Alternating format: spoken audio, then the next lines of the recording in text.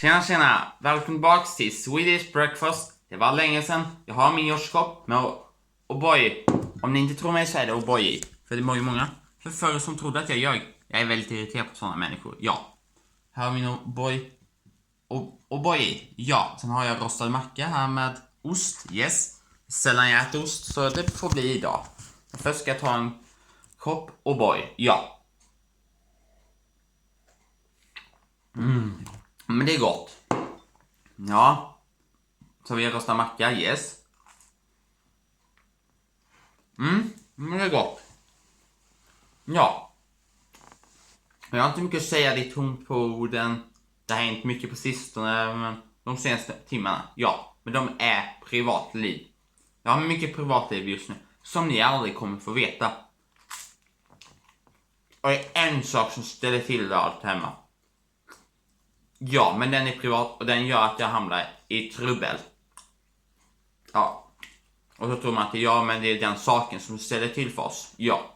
Det har det varit precis som, men ni kommer aldrig få veta vad det är. Nej. För att jag inte ska komma ihåg vad det var för något. Men det är samma sak som när det hänt något hemskt för 2 år sedan, så sa inte jag vad det hade hänt då. Det var också hemskt. Men just nu handlar det privatlivet om mig. Men ni får aldrig veta det. Nej.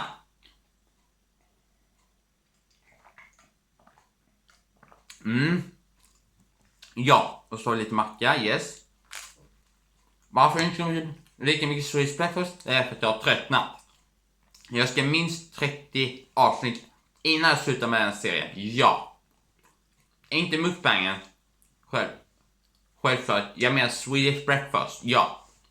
Jag är en Swedish Breakfast-spellista och en #mukbang-spellista. Ja. Ja, men 2 minuter blir bra.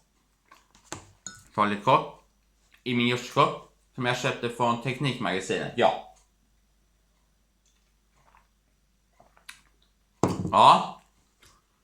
Ja, men då får jag tacka för er som tippar. Denna Swedish Breakfast säger jag gilla och kommentera. Prenumerera, spring och dela så missar ni alla nästa video. Ha det så bra, hörs nästa. Hej hej.